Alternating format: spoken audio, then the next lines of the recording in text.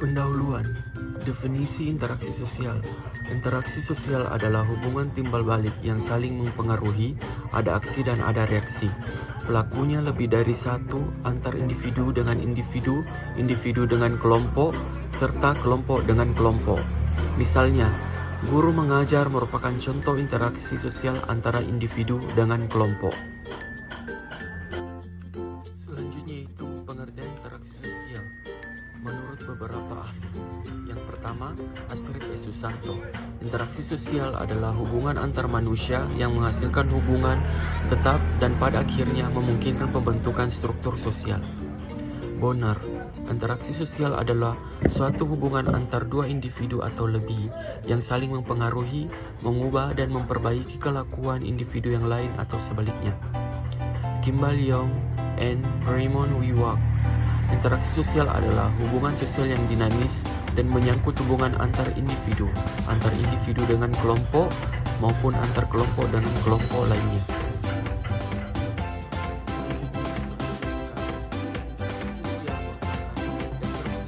Terjadi karena adanya hubungan sosial yang dinamis mencakup hubungan antar individu, antar kelompok atau antar individu dan kelompok. Gilling. Interaksi sosial adalah suatu hubungan sosial yang dinamis antara individu dengan individu, individu dengan kelompok, dan kelompok dengan kelompok. Mariati dan Suryawati. Interaksi sosial adalah kontak atau hubungan timbal balik atau interstimulasi dan respon antar individu, antar kelompok atau antar individu dan kelompok. Muryadia Moko dan Handayani.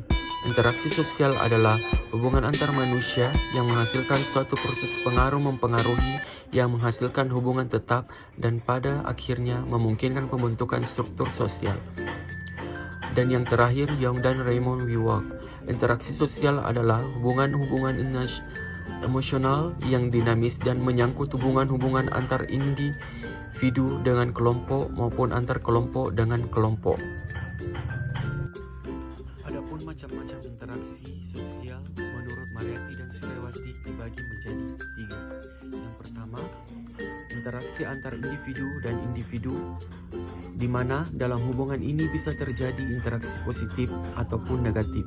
Interaksi positif jika hubungan yang terjadi saling menguntungkan, sedangkan interaksi negatif jika hubungan timbal balik merugikan satu pihak atau keduanya. Yang kedua, interaksi antar individu dan kelompok. Interaksi ini pun dapat berlangsung secara positif maupun negatif. Bentuk interaksi sosial individu dan kelompok bermacam-macam sesuai situasi dan kondisinya. Yang ketiga, interaksi sosial antar kelompok dan kelompok. Interaksi sosial kelompok dan kelompok terjadi sebagai satu kesatuan, bukan kehendak pribadi. Misalnya, kerjasama antar dua perusahaan atau membicarakan satu proyek.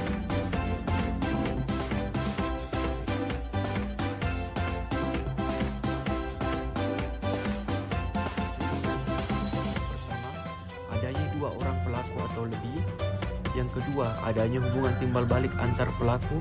Yang ketiga, diawali dengan adanya kontak sosial baik secara langsung dan tidak langsung.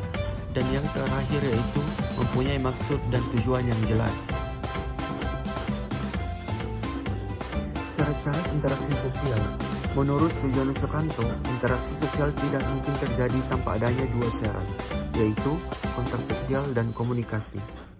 Kontak sosial adalah hubungan masing-masing pihak dalam berinteraksi, orang dengan perorangan, perorangan dengan kelompok, kelompok dengan kelompok. Sedangkan komunikasi merupakan perilaku orang atau pergerakan fisik, sikap, perasaan-perasaan yang ingin disampaikan oleh orang lain yang bersangkutan kemudian memberi reaksi terhadap orang lain tersebut. Selanjutnya, bentuk-bentuk interaksi sosial. Interaksi sosial dibedakan menjadi dua bentuk, yaitu asosiatif dan disosiatif. Asosiatif meliputi kerjasama, akomodasi, asimilasi, dan akulturasi. Sedangkan disosiatif meliputi persaingan, kontroversi, dan konflik. Selanjutnya yaitu faktor-faktor yang mempengaruhi interaksi sosial. Yang pertama, sugesti.